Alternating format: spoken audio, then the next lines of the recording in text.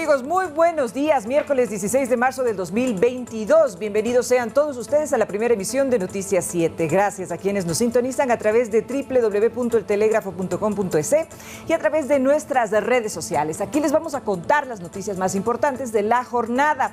Compañeros, ¿qué tal? Muy buenos días. Lautaro, coméntanos por favor. Estamos realmente muy preocupados porque es lo que está sucediendo en la Asamblea Nacional. Existe ya el pronunciamiento del presidente de la República de un veto parcial a la ley del aborto en casos de violación. Así es, Vero, Byron, Andrea, amigos televidentes. Efectivamente, el presidente Lasso ya se pronunció, ya emitió sus observaciones a el proyecto de ley de interrupción voluntaria por el embarazo en casos de violación. Lo vamos a abordar y vamos a explicar de qué se trata un veto y qué es lo que implica estas medidas que está presentando el presidente. Así es, muchísimas gracias, Andreita. Muy buenos días. Efectivamente, la situación en la Asamblea está bastante candente, bastante preocupante, pero también tenemos otras informaciones que compartir con nuestros amigos. Así es, para retomar también lo de la Asamblea Nacional, tenemos las declaraciones del presidente por la muerte cruzada que ya se ha puesto sobre la mesa por parte de algunos analistas. Nosotros les vamos a explicar en qué consiste. Quédese con nosotros que le tenemos toda la información. Efectivamente, y cuéntanos, Byron, muy buenos días. ¿A quién tenemos hoy en nuestro segmento de entrevistas? Hola, compañeros. Bueno, sí, hoy vamos a tener a la presidenta de la Asociación de Exportadores de Banano, Marianela Uvilla. Ayer el presidente ha dicho que va a quitar la licencia a los exportadores que no cumplan el precio oficial y, por supuesto, también la cárcel, porque así establece la ley. Pero también estará con nosotros el gerente de Comercio Exterior de la Cámara de Comercio de Quito, Luis Naranjo. Hablaremos sobre el impacto que tiene en el comercio mundial y en el comercio particularmente en Quito y en el Ecuador por el incremento de precios de las materias primas a nivel mundial. Correcto, el desarrollo de estas y otras importantes informaciones tendremos aquí en este espacio informativo, pero vamos enseguida con los titulares.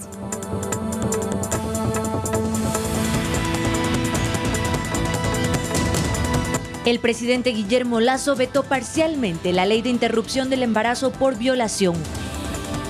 Se cumplen 2 años de la declaración de confinamiento por el nuevo coronavirus en Ecuador. El ecuatoriano atrapado en la zona de conflicto en Ucrania logró evacuar en un corredor humanitario.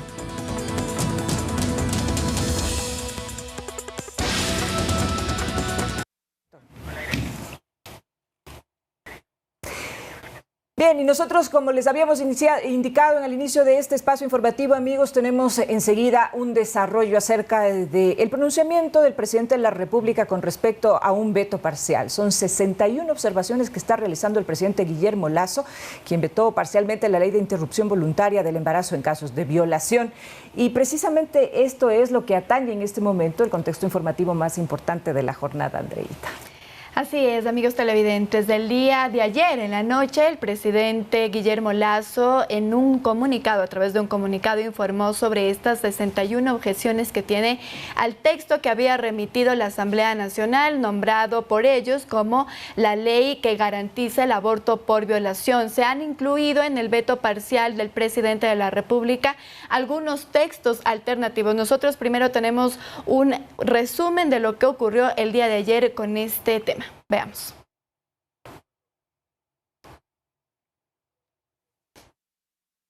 El presidente Guillermo Lasso vetó parcialmente la ley de interrupción voluntaria del embarazo en casos de violación. El primer mandatario, en una carta a través de su cuenta de Twitter, expresó su respeto al fallo emitido por la Corte Constitucional. Según el presidente Lasso, para que exista concordancia con el fallo, deben existir correcciones. Es por esto que se realizaron 61 textos alternativos, entre los cuales está la unificación del plazo para que mujeres de zonas urbanas y rurales puedan practicarse el aborto hasta un máximo de 12 semanas. También se menciona la objeción de conciencia para los profesionales de la salud y además se incluye requisitos para acceder a la interrupción del embarazo. Ahora el proyecto de ley regresa a la Asamblea Nacional, la cual tiene 30 días para decidir si se queda con el texto original o aceptar las propuestas del Ejecutivo.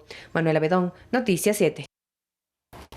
Perfecto, después de este pronunciamiento del presidente Guillermo Lasso, ya lo oíamos, la Asamblea Nacional tiene alrededor de 30 días para allanarse a estos textos alternativos que se ha incluido en el veto parcial y también pues podría también aprobar el texto original que consta de, por ejemplo, 18 semanas de gestación para las personas o las mujeres que han sido víctimas de violación en la zona urbana. Este es el texto original, pero hay algunos textos alternativos alternativos, como lo hemos comentado, que el presidente ha incluido en este texto, en este veto parcial, y uno de ellos tiene que ver precisamente con estas semanas de gestación.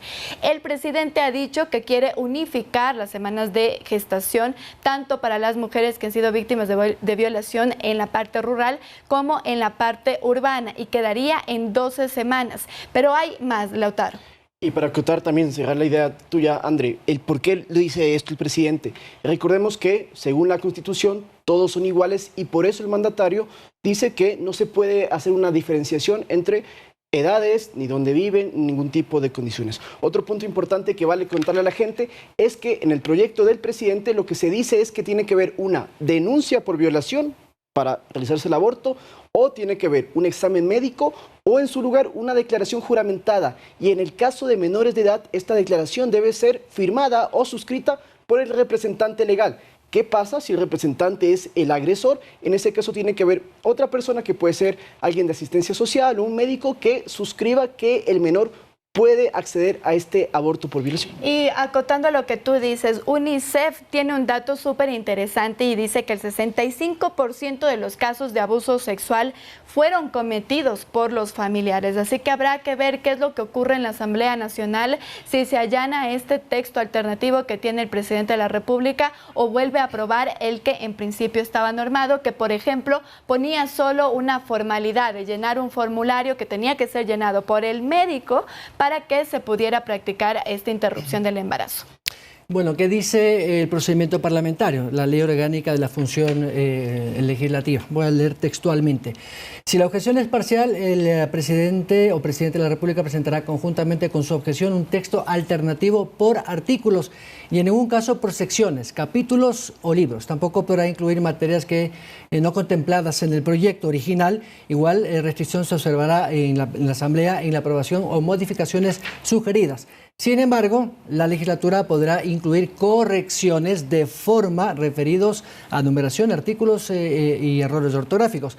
La Asamblea examinará la objeción parcial dentro del plazo máximo de 30 días y podrá en un solo debate, esto es importante, en un solo debate allanarse a ella en todo o en parte y como consecuencia del allanamiento enmendar el proyecto del voto favorable de la mayoría de los asistentes de la sesión. La pregunta es con cuántos votos, y ahí vamos a hablar del tema. También podrá ratificar el proyecto inicialmente aprobado, es decir, el que envió la Asamblea, y además de eso, la Asamblea no considera la objeción, no se allana expresamente o no se ratifica en su texto en el plazo señalado, se entenderá que se allanó, o de manera tácita o implícita. Por lo tanto, ya será ley de la República cuando vaya al registro oficial. Eso dice el articulado de la ley orgánica de la función legislativa. Y estos cambios que hace el presidente incluso inician desde el nombre del proyecto de ley, que se llamaba, como dijo André, que garantiza la interrupción, ahora es que regula. ¿Por qué dice esto el Ejecutivo? Según la ley, es un derecho de las mujeres poder abortar, según lo que dice el proyecto. Y el presidente dice, no es así, es una excepcionalidad a lo que dice en el COIP, que por cierto, desde 1938 saben ustedes que el aborto es penado en el Ecuador. Bueno, el 28 de abril de 2021, la Corte Constitucional eliminó esta figura para únicamente mujeres que han sido violadas.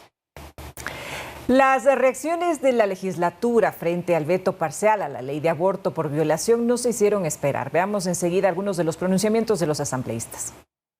Los plazos no es una casualidad, los plazos no es un capricho, los plazos es una necesidad y es justamente lo que debe contemplar esta ley. Pero nuestra lucha sigue, es muy poco probable que tengamos los votos, pero obviamente también es un trabajo de operar dentro de la Asamblea y llegar a los acuerdos y consensos necesarios para poder ratificarnos en el texto y más que todo hacer respetar una mayoría de la Asamblea Nacional.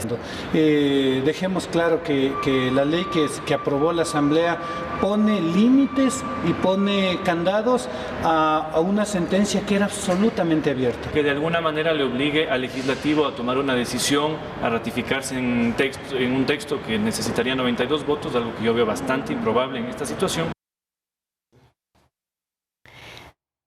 Y queremos recordarles, amigos televidentes, cómo se dio la aprobación de este proyecto de ley. Pues fue bastante, digamos, sonada dentro de la Asamblea Nacional, pues había muchísima discrepancia, sobre todo en las semanas de gestación que debía tener la mujer víctima de violación. En una primera instancia se había pues dicho que iban a ser 28 semanas. Luego, en un primer informe para el primer debate, se bajó a 22 semanas para las mujeres menores de edad y también de la ruralidad, y las 18 semanas para las personas adultas. Sin embargo, ya en el texto final, el que se aprobó, ya se planteó las 18 semanas para las mujeres mayores de 18 años en la zona urbana y las 16 semanas para las 18 semanas a las mujeres de la ruralidad y 16 semanas en la zona urbana. Como lo hemos visto, el presidente en su texto alternativo propone que se reduzca a 12 semanas y que esto sea unificado. Esto también en la Asamblea Nacional causó muchísima discrepancia, incluso dentro de las bancadas. Recordemos lo que ocurrió con la izquierda democrática, en donde la votación realmente causó que hayan fricciones dentro de esta bancada,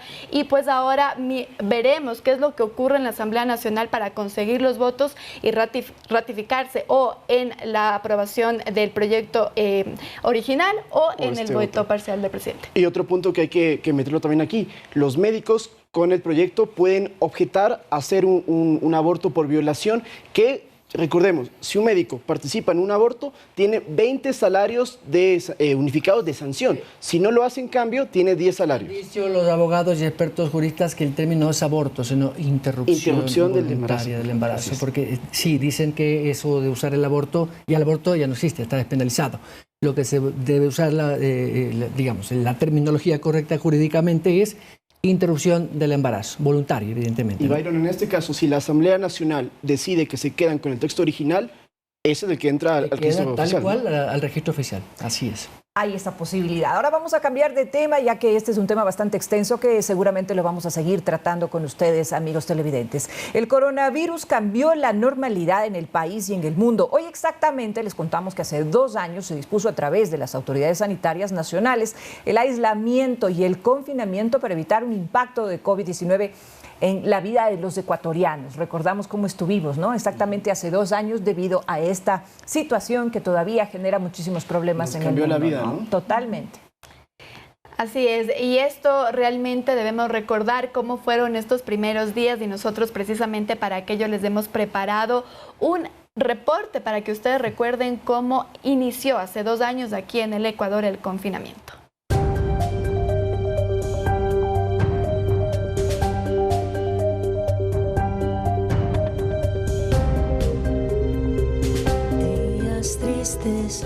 Nos cuesta estar muy solos. Parques, centros comerciales, calles. Así es como lucía hace 2 años exactos del Ecuador.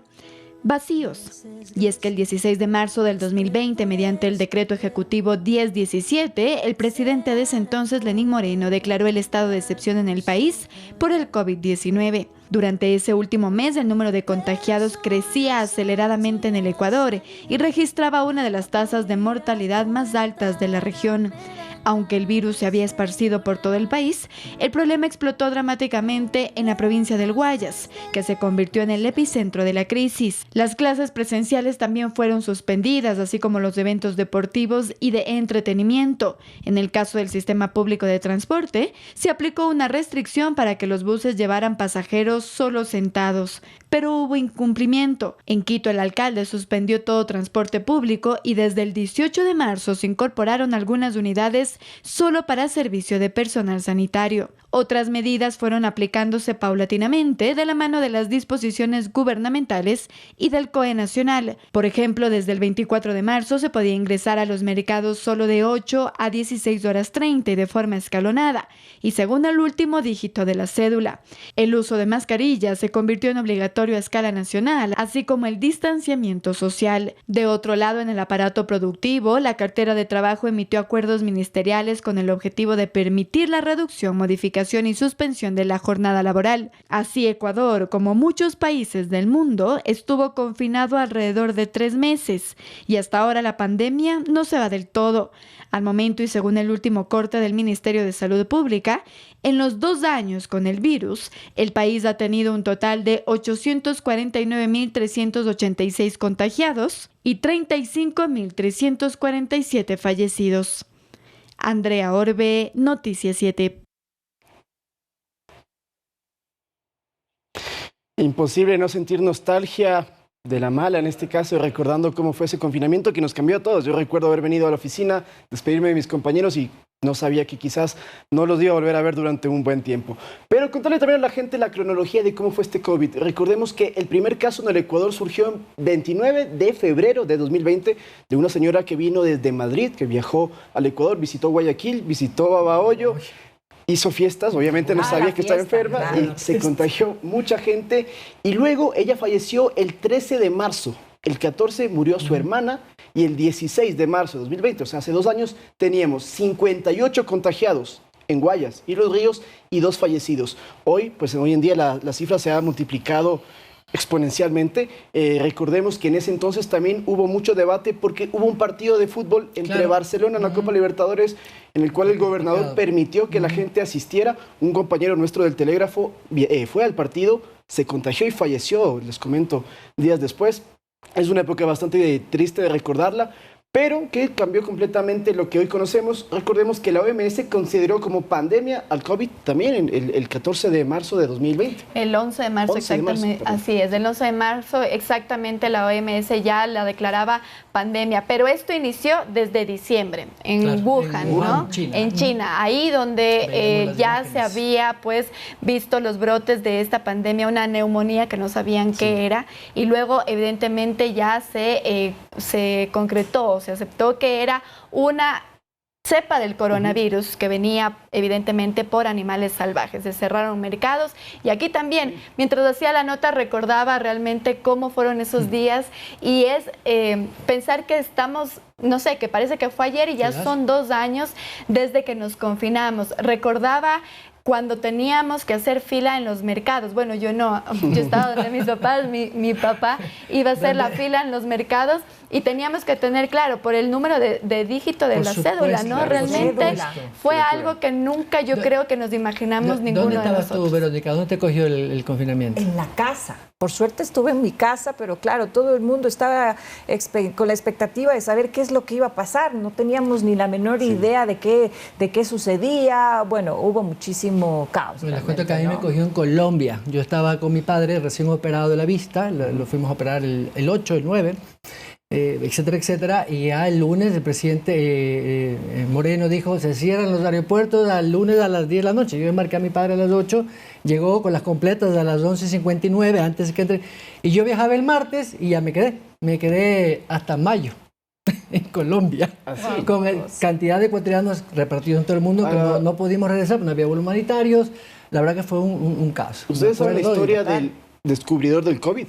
No. Claro. También falleció. Claro, Li Wenlong, perdón si lo pronuncio mal, era un médico, en Wuhan, que él en diciembre, como dijo Andrea, empezó a descubrir que había unos casos extraños de neumonía, todos del mercado de Wuhan, y él fue donde las autoridades dijo, está sucediendo esto, por favor, hagan algo, investiguemos, porque esto puede ser algo grande, era una cepa no conocida, y curiosamente el gobierno chino lo censuró y le amenazó. Si usted sigue con esta propaganda falsa, porque usted tiene intereses políticos detrás de esto, se va a ir a la cárcel. Bueno, él tuvo que quedarse callado. Un mes después, China tuvo que pedirle disculpas, es considerado un héroe, sin embargo, sí, se contagió y falleció, y es uno de los personajes más importantes en todo esto, porque él fue el primero en decir, esto es algo fuera de lo común. Así es. ¿Y cómo cambió nuestra vida también a partir de entonces, de estas medidas de bioseguridad, que ahora incluso nuestro vocabulario, para saber algunos términos que no sabíamos desde hace 12 años, de este distanciamiento social, el uso de la mascarilla, que hasta ahora pues lo tenemos. Pero también hay un dato importante que tenemos nosotros que recordar, y precisamente es también esta cantidad de vacunación que hemos tenido en el Ecuador. Y yo quisiera también que ustedes vean y me acompañen, amigos televidentes, para que ustedes miren la tasa de vacunación que se tiene en comparación con dos de los países que son pues cercanos a nosotros. En el Ecuador, al menos una dosis se han puesto pues el 83,9% de la población.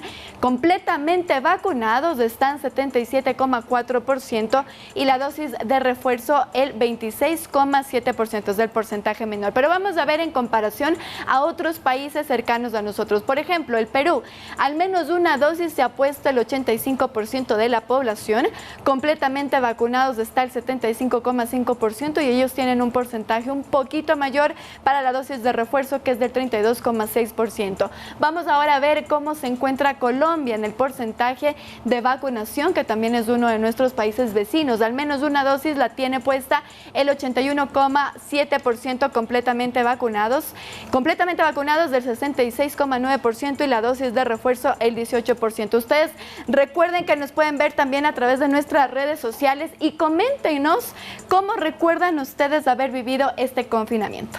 Una situación bastante delicada, sin duda, la que pues hemos vivido, y el confinamiento lamentablemente ha provocado un repunte de casos de violencia intrafamiliar y violencia de género.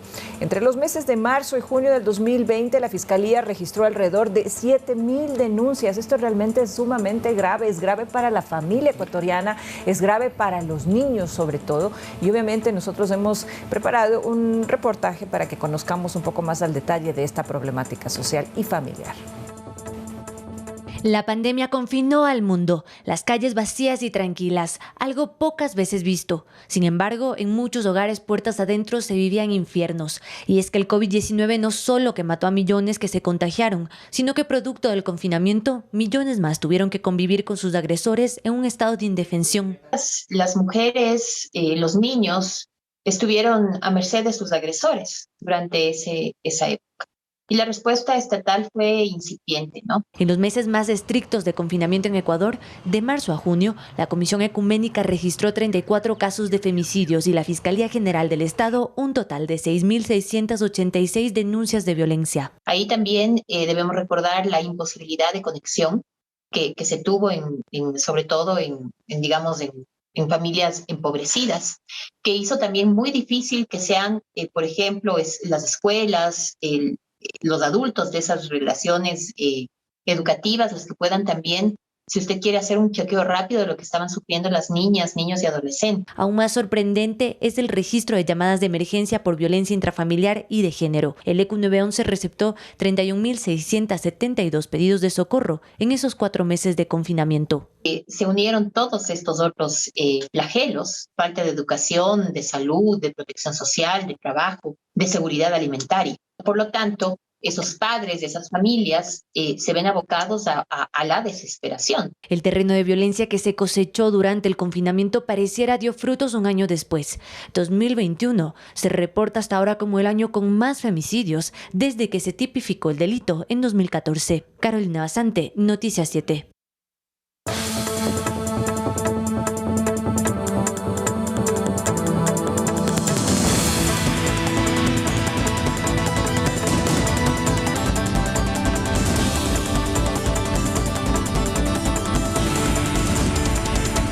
Síguenos en nuestras redes sociales, Facebook, Instagram y Twitter.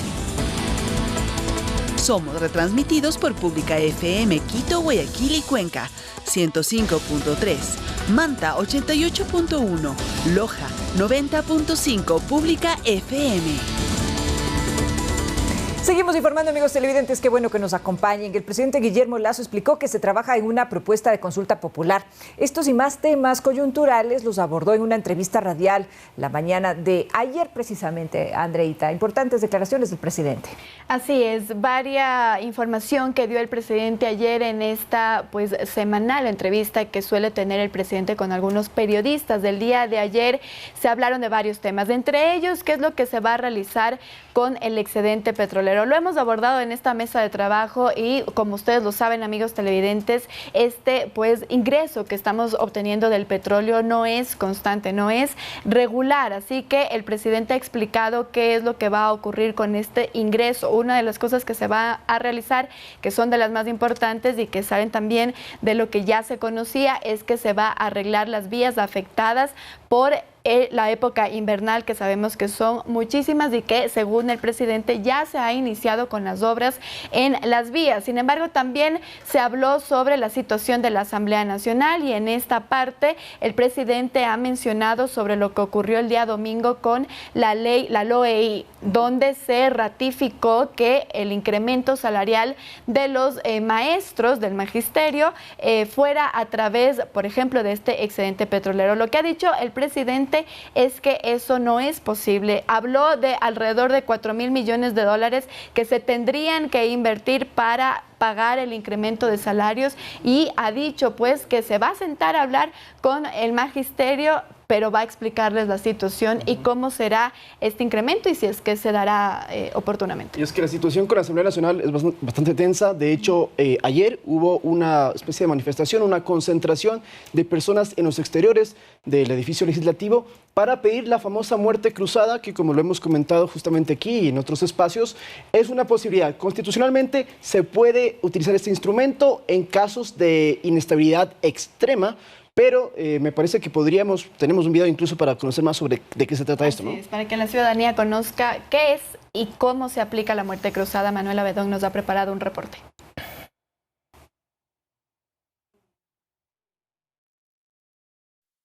¿Conoce usted qué es la muerte cruzada? Es una forma de, o sea, como...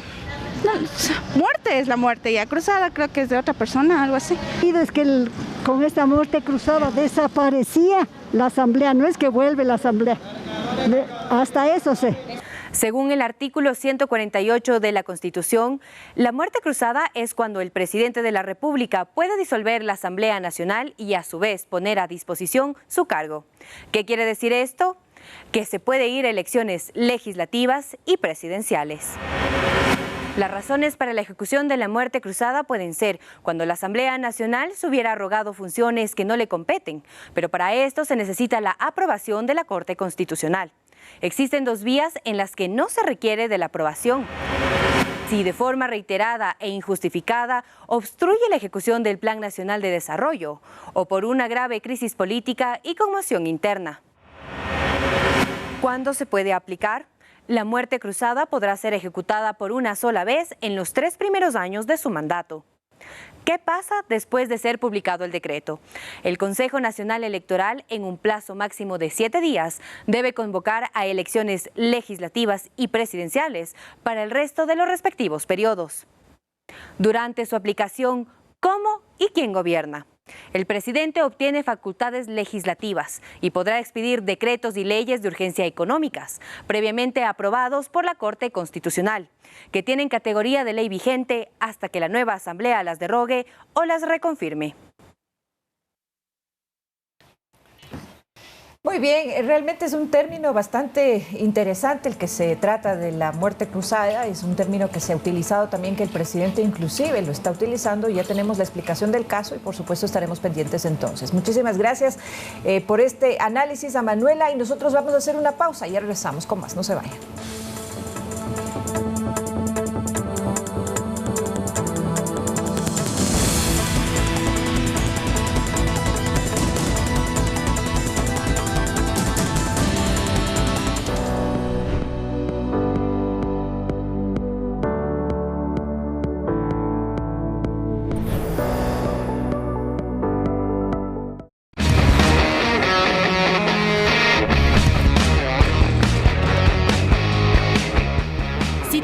Ruedas, tuercas y motores,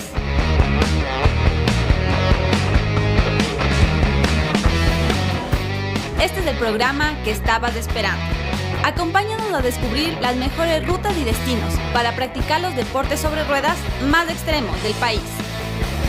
Somos aventura, velocidad y adrenalina. Somos Rutas y Destinos. Rutas y Destinos, estreno sábado 2 de abril a las 7 de la noche por Ecuador TV. ¿Tiene la boca amarga?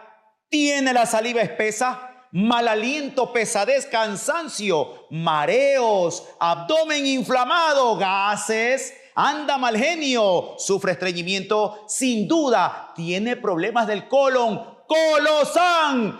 Quita el estreñimiento. Colosan limpia los intestinos. Colosan depura la sangre. Colosan desinflama su estómago. Colosan limpia su hígado. Colosan limpia sus riñones. Si tus órganos están limpios, tu cuerpo estará sano. Colosan. Compra este producto en todas las tiendas Only Natural, Novedades TV, en todos los centros naturistas del país y en Farmacia Santa Marta.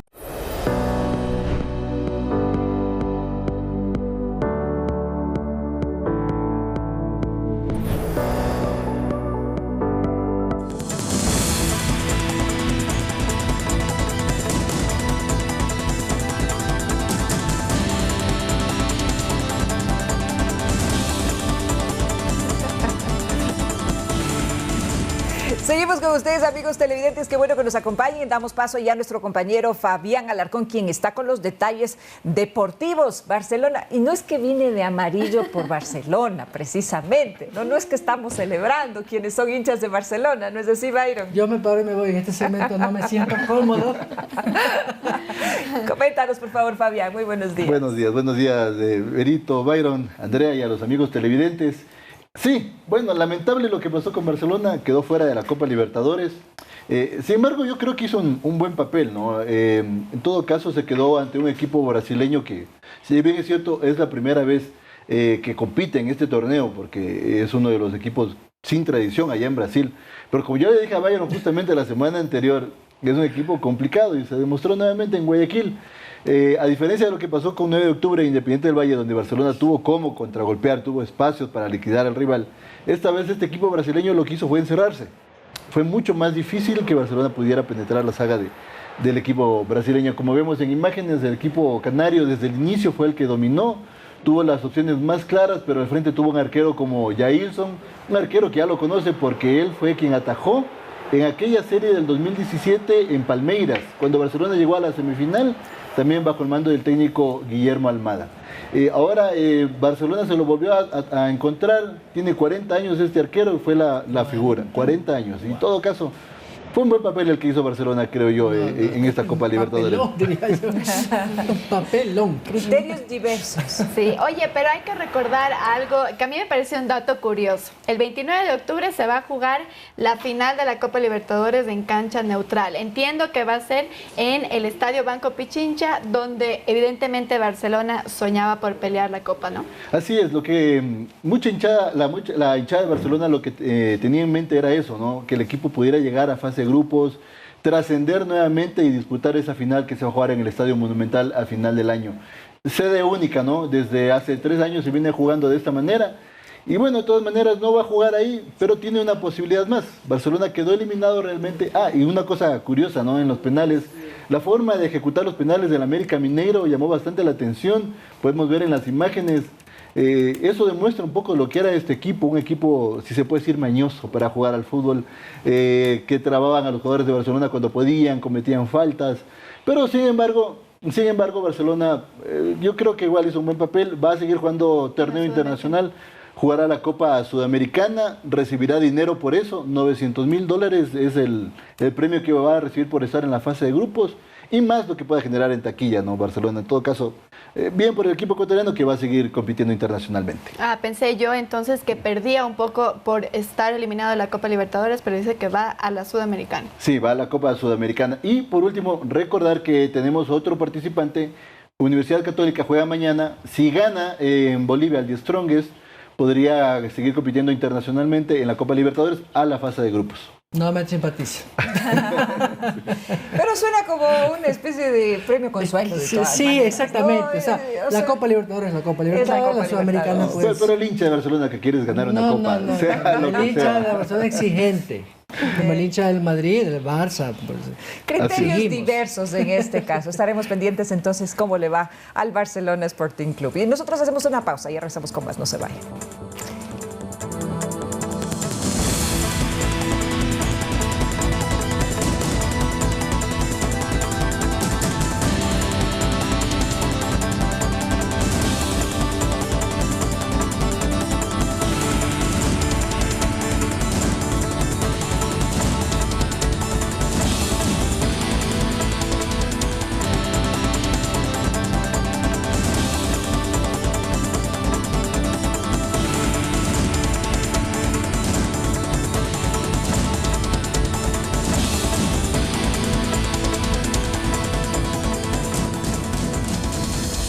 de la mañana con 40 minutos. Seguimos informando, amigos televidentes, aquí en Noticias 7. Qué bueno que nos acompañen.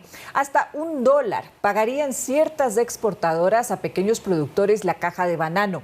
Ante esto, varios gremios se encuentran reclamando que se respete el precio oficial de la fruta. El presidente Lasso advirtió con retirar inclusive la licencia de varios exportadores. Veamos. En carta abierta, uno de los gremios bananeros al mandatario le dicen lo siguiente: exigen al régimen se respete el precio oficial y se dé asistencia a los pequeños productores y sancionar. Inmediatamente el mandatario reaccionó sobre las licencias a exportadores de banano. Hay demasiadas licencias de exportación de banano y hay algunas empresas que no están jugando limpio con los productores. Por lo tanto, con el ministro de Agricultura tenemos previsto no solo sancionar, sino anular esas licencias de exportaciones. Asimismo, el presidente dijo que su equipo económico trabaja con ambos sectores a fin de buscar otros mercados emergentes donde colocar la fruta, por ejemplo, con China. Ya se ha hablado con su embajador. Cerca de $1.000 millones entre banano, entre flores y otros productos. Para la China eso es absolutamente manejable. Y él me decía, bueno, pero nosotros tenemos urea, producimos urea. Y ya estamos conversando, viendo la manera de cómo logramos una sinergia para, en estas circunstancias difíciles, encontrar el mejor camino. Fue más allá y aseguró que se busca compensar los aranceles o el alto costo de insumos como la urea, nutrientes, fertilizantes y otros. La reacción de los productores asociados en la Federación de Productores de Banano fue inmediata. Porque unos exportadores cumplen y otros no cumplen. Entonces, yo creo que debería empezarse a aplicar las sanciones correspondientes. Lo que sí se está es incumpliendo con el pago del precio mínimo de sustentación. Se está recibiendo hasta 60 centavos, $1 y $1.20 por una caja de banano de exportación. Mira con buenos ojos que Lasso haya hablado de nuevos mercados y recuerda cuánto dejan de vender a Euroasia por la crisis o el gobierno en su defecto les pueda comprar su fruta de manera momentánea. Incluso podremos hasta devolver ese dinero porque estamos planteando una medida alternativa de que los productores dejemos un fondo emergente de 5 centavos por cada caja de exportación, que una vez que se constituya esto se le puede incluso hasta devolver. Byron Galarza, Noticias 7.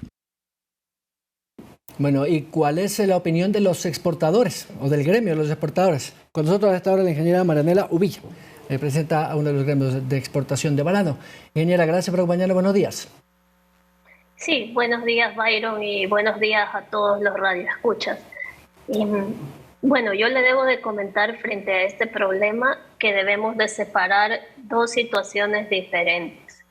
En estos momentos nos encontramos en un contexto diferente, donde no hablar de temas de precio oficial y las acciones del presidente de la República están muy bien. Para eso está la autoridad y nosotros como gremio, como Asociación de Exportadores de Banano del Ecuador, defendemos esa formalidad y que exista el pago del precio oficial. Sin embargo, como le mencionaba, esto es un problema totalmente diferente. Hoy día nos encontramos ante el bloqueo de un mercado que representa para el Ecuador el 25% de nuestras exportaciones entre Rusia y Ucrania. Y desde la semana 7 que comenzó el conflicto, todos los exportadores hemos intentado continuar con las exportaciones hacia ese destino. De cualquier manera lo hemos seguido haciendo. Sin embargo, hoy, 4 semanas después del conflicto, nos encontramos ante dificultades de pago. Cada día Rusia está más cercado con restricciones económicas, sanciones, y es cada día más difícil poder acceder a ese mercado y correr el riesgo no solamente del exportador, sino también de la fruta, de la producción, porque muchos productores también son exportadores y están corriendo el riesgo de ir hacia un mercado que no se pague, que no llegue la carga, porque hay muchas líneas navieras que ya han detenido sus destinos, su llegada a estos puertos. Hoy hay contenedores botados en todos los puertos de Europa, saturando el tráfico naviero en Rotterdam, en Turquía, en la zona de Turquía, donde fue a ser depositada toda esa fruta que no llegó a Ucrania.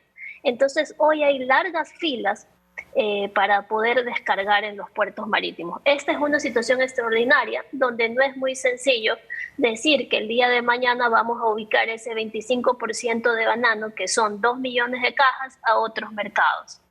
Y precisamente, ingeniera, muy buenos días. Verónica Jarrín les saluda. Precisamente esa es la inquietud. ¿Cuáles son las medidas que se están tomando en este momento por parte de los sectores exportadores de banano precisamente para poder tener una contingencia frente a esta situación? Es decir, ¿cuáles son los mercados a los que se están apuntando y que tienen ya cierto acercamiento y que posiblemente en el corto plazo se pueda dar ya una solución a este déficit que se está teniendo de la venta de la fruta?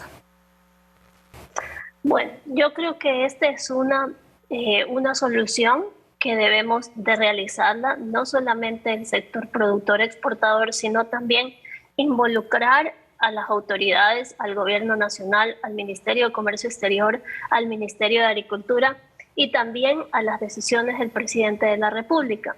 Porque recordemos que el banano es una actividad que genera para el país 3.300 millones de dólares el año 2021 y representa el 40%, más del 40%, entre el 40 y 45% del PIB agrícola del Ecuador, y es el segundo producto de exportación del Ecuador. Además, también el sector bananero tributa 470 millones de dólares de esos 3.300 millones de dólares solamente en carga impositiva.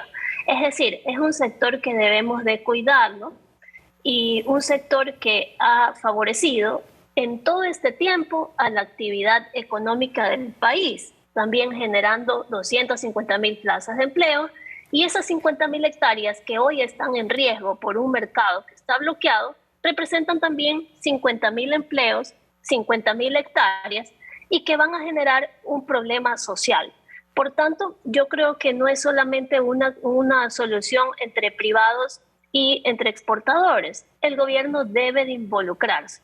Por ejemplo, hemos solicitado el alivio de cierta carga tributaria cuando en estos momentos no hay liquidez.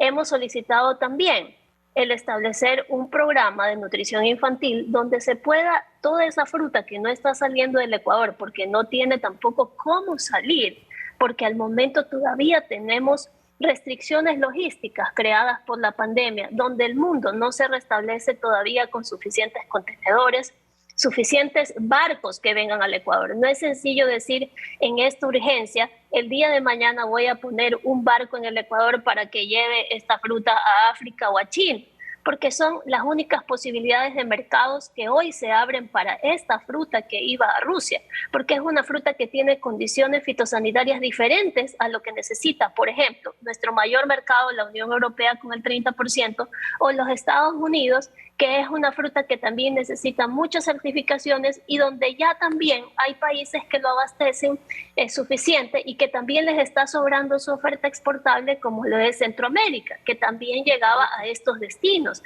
No solamente es la fruta del Ecuador, es la fruta de otros países competidores. Y solamente en estos mercados yo veo las alternativas de poder sacar esa fruta. Llevar esa fruta al mercado también. Sí, perdón. Permítame gracias, muy gentil. El presidente ha dicho que le va a quitar la licencia de los exportadores. La ley penaliza a quien no paga el precio oficial. Hay denuncias de algunos productores que dicen que hasta $1 se les paga por caja. ¿Qué conoce usted? Ya, como le digo, yo personalmente y empresarialmente y como representante de gremio, considero que eso no es una respuesta que yo le pueda dar. Se la tiene que dar el Ministerio de Agricultura. Y es verdad, el Ministerio de Agricultura tiene que hacer su trabajo. Si no lo ha hecho en mucho tiempo, hoy tiene que empezar a hacerlo y a ser más restrictivo, porque hoy necesitamos proteger los contratos en el Ecuador. Necesitamos que nuestro banano no pierda valor. El tener que enviar esa fruta y que no es de otra manera la que está sobrando en Rusia. El día de hoy usted no va a conseguir, para ese 25%, no va a conseguir un contrato en el mundo porque está simplemente desvalorizado por la sobreoferta. Eso pasa cuando está la sobreoferta. Pero nosotros necesitamos que se proteja lo que está contratado en el Ecuador y en el mundo entero. Y bueno, eso es parte de la solución que también debe establecer el gobierno nacional. Marianela Uvilla, muchas gracias. Estoy contra el tiempo. Muy gentil. Muchas gracias. Buenos días. Gracias a la presidenta del directorio de la Asociación de Exportadores de Banano del Ecuador, AEB. Hacemos una pausa, amigos televidentes, no se vayan y les recordamos que nos pueden seguir también en nuestras redes sociales. Estamos en Facebook, Instagram y Twitter. Además, somos retransmitidos todos los días por Pública FM Quito, Guayaquil y Cuenca, 105.3, Manta 88.1 y Loja 90.5. Ya regresamos con más información.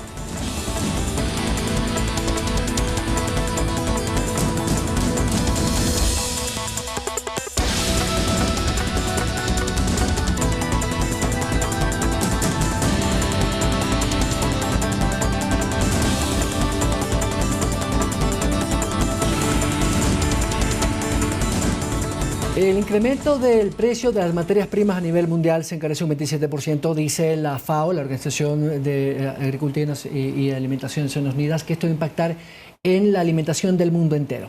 Ecuador, por supuesto, también tiene un impacto en las materias primas. Con nosotros a esta hora de la mañana el gerente económico de la Cámara de Comercio de Quito. Luis Naranjo, gracias por acompañarnos. Buenos días. Buenos días, Byron, Verónica, un gusto estar con ustedes. En efecto, existe un incremento en las materias primas, existe un incremento básicamente por un aumento del precio del petróleo, si vamos por ese lado, un incremento en los polímeros plásticos, que obviamente son derivados, y esto básicamente está encadenado en toda la cadena productiva de varios sectores industriales, de exportadores. ¿Y por qué? Necesitamos empaques, plásticos, necesitamos ese tipo de cosas, abonos, plaguicidas, todo eso se incrementa. Además, si a esto le añadimos el conflicto bélico que existe en Euroasia, muchos del tema plaguicidas venía de Rusia, eso es un incremento, hay una escasez, entonces los precios empiezan a incrementarse. Si eso se le suma a la inflación que venimos viviendo desde hace más de un año por el tema de los fletes, por el tema de la sobreliquidez que existe en algunos países por la política monetaria que usan los mismos. Entonces eso es como un ambiente para que los precios empiecen a subir. Y actualmente en el Ecuador, obviamente, en muchos de los productos ya se ve un incremento. Ahorita la inflación es una de las más altas hasta febrero, de las que hemos registrado en los últimos 10 años.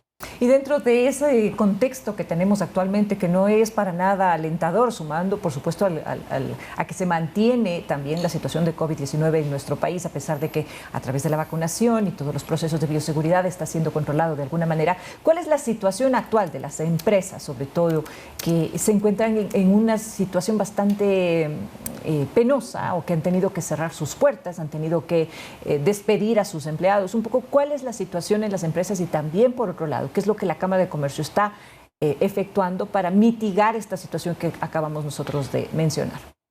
Hay que entender que durante este proceso de la pandemia se perdieron 250,000 empleos adecuados o afiliados que constaban dentro del Instituto de Seguridad Social.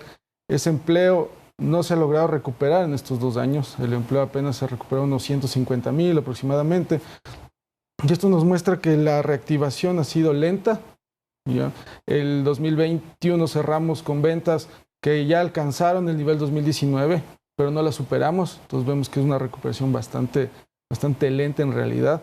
Las proyecciones es que este 2022 las ventas ya crezcan un 5%, ya sobrepasemos de esto, pero también está ligado mucho a la política productiva que del gobierno. Y esto me refiere a que falta mucho apoyo a los sectores más afectados. Hablo de turismo, hablo del tema de recreación, de arte, que estuvieron cerrados, alojamientos, servicios de comida, que son los más afectados, que fueron los más afectados y siguen siendo los más afectados porque todavía no se reactivan. Solo para darles un ejemplo, en el tema de turismo, nosotros recibimos aproximadamente 600,000 turistas al año y ahora recibimos del anterior año 200,000. Eso nos muestra una fuerte diferencia. Luis, ¿podría el gobierno, por ejemplo, hacer lo que están haciendo otros gobiernos, bajar impuestos, por ejemplo, excepcionalmente a cargas impositivas del sector productivo o disminuir más o poner en cero aranceles a todos los productos que se importan y que tienen que ver como insumo para la actividad comercial y productiva? Esa ha sido una de las iniciativas que pidió el sector privado. Entendemos obviamente las dificultades que puede tener el gobierno para dar ciertas ayudas. No se puede pedir las mismas ayudas que hay en Colombia y Estados Unidos en sí porque nosotros no tenemos nuestra propia moneda. Sin embargo, creo que hay acciones puntuales, como las ha mencionado Byron. Creo que el tema de lograr mantener la liquidez de las empresas por medio de créditos blandos, por medio de diferimiento a pago de tributos y la reducción de arancel de muchos de los productos que están dentro de la cadena productiva va a ser fundamental. Y sobre todo muchos de los productos que se van a ver incrementados por el conflicto bélico que hay en Rusia. Entonces esos productos ya están identificados, ya se han mandado cartas también al Ministerio de Producción. Ellos tienen conocimiento, simplemente faltaría entender la problemática y tratar de ayudar a estas empresas para poder mantener el empleo y obviamente ellas con una liquidez que les sostenga en el tiempo. Y el pan nuestro de cada día se incrementa porque importamos el trigo y también el aceite. El 30% de los granos del mundo se da en esa zona entre Ucrania y Rusia y el impacto también va, vamos, que en el pan nuestro de cada día. Como digo, ¿qué conocen ustedes sobre estos dos ítems en particular? Bueno, ahí digamos que la buena noticia es que nosotros no importamos el 100% de esos productos de ese lugar. Más bien nosotros importamos más de Argentina, de Estados Unidos. En todo caso, el incremento del precio se va a dar a nivel mundial por la escasez, por la dificultad del tema de las exportaciones que va a tener Rusia y Ucrania. Entonces, va por ahí, este incremento se va a dar y en los próximos meses obviamente veremos el incremento en el pan.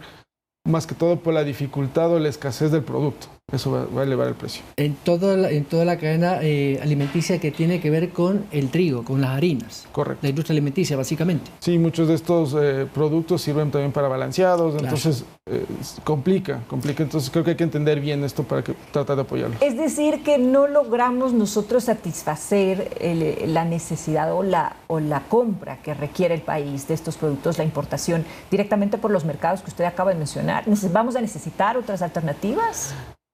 Lo que va a haber es una escasez mundial por el problema que existe. Lo que trataba de comentarles es que nuestros principales proveedores no son necesariamente Rusia y Ucrania. Son países que están mucho más cercanos en la parte de Latinoamérica. Entonces, aunque tal vez no tengamos un tema de escasez en nuestra parte, pero sí va a haber un incremento de precio, porque si al otro lado no hay, obviamente la gente va a pedir, va a demandar, y eso va a elevar el precio, va a haber como una disputa para ver quién te paga más. Bueno, estamos sobre el tiempo. Muchas gracias. Un gusto, un placer. Luis Naranjo, quien es gerente de negocios y economía de la Cámara de Comercio de Quito. La situación que vive el mundo por el incremento de estas materias primas tiene un impacto directo en el día a día de los consumidores, como estamos viendo. Uno de esos es la gasolina y obviamente estos insumos que hemos visto, Vero. Así es, y es importante también un poco la petición que se hace por medio de las cámaras para que pueda existir una ayuda por parte del gobierno en el tema sobre todo de impuestos y que se pueda generar de esta manera una situación un poco más flexible para los empresarios, quienes sin duda han tenido que sobrellevar una carga sumamente grande, no solamente en el tema de la producción del comercio, sino también en el tema del costo de la mano de obra y entre otros aspectos también que son importantes de la industria nacional. Nos vamos. Así es, muchísimas gracias amigos televidentes por habernos acompañado. Recuerden que estaremos nuevamente con ustedes a las 19 horas en punto con más de Noticias 7. Que disfruten de este día y por supuesto que continúen con la señal de Ecuador TV. Vienen también los Reyes, los Reyes de la mañana, más tarde a las 10 de tus mañanas, los Reyes de tus mañanas a las 10 de la mañana. Gracias, nos vemos en la noche. Síguenos en nuestras redes sociales, Facebook, Instagram y Twitter. Somos retransmitidos por Pública FM Quito, Guayaquil y Cuenca, 105.3, Manta 88.1, Loja 90.5, Pública FM.